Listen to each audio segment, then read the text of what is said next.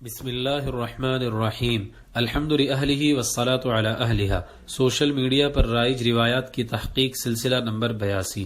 محترم حضرات، سفر کا مہینہ شروع ہوتے ہی بعض لوگ کچھ من گھڑت روایات پھیلانا شروع کر دیتے ہیں، مثلا یہ کہ نبی کریم صلی اللہ علیہ وسلم نے ارشاد فرمایا کہ سفر کے مہینے میں بہت کثرت سے بلائیں اور مصیبتیں آسمان سے اترتی ہیں، اس لیے ہر نماز کے بعد 11 مرتبہ یا حفیظو اور یا باسطو پڑھو۔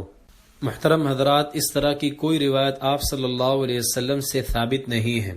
اس کے علاوہ ایک روایت یہ بھی پھیلائی جاتی ہے کہ نبی کریم صلی اللہ علیہ وسلم نے ارشاد فرمایا، من بشرنی بخروج سفر بشرتہ بالجنہ، جس نے مجھے سفر کے مہینے کے ختم ہونے کی بشارت دی میں اسے جنت کی بشارت دوں گا۔ انہی جیسی روایات کی وجہ سے لوگ سفر کے مہینے کو منحوس سمجھتے ہیں اور اس سے بدشگونی لیتے ہیں، جو اسلامی تعلیمات کے حساب سے درست نہیں ہے۔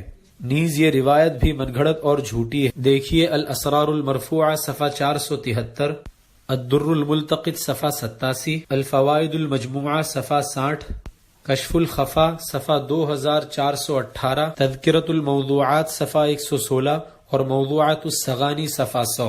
بعض لوگ اس طرح کا جھوٹ بھی پھیلاتے ہیں کہ سفر کے مہینے کے آخری بدھ کے دن 20,300 بلائیں آسمان سے اترتی ہے۔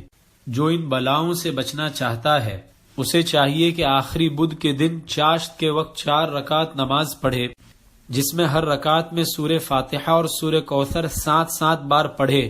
اس کے بعد سورہ اخلاص یعنی قل هو اللہ احد 15 مرتبہ اور معوذتین یعنی قل اعوذ برب الفلق اور قل اعوذ برب الناس ایک مرتبہ پڑھ کر نماز پوری کرے، اور سلام پھیرنے کے بعد غریبوں اور فقیروں کو کچھ صدقہ خیرات کرے اور اللہ تعالیٰ سے عافیت کی دعا مانگے۔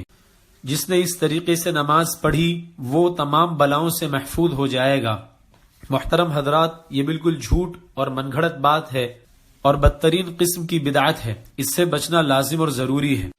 امید ہے کہ آپ خود بھی ان باتوں سے بچیں گے اور اس وائس کلپ کو زیادہ سے زیادہ شیئر کر کے لوگوں کو بھی اس وعید میں داخل ہونے سے بچائیں گے جس کے بارے میں رسول اللہ صلی اللہ علیہ وسلم نے فرمایا، جس نے مجھ پر عمدن جھوٹ بولا وہ اپنا ٹھکانہ جہنم میں بنا لے۔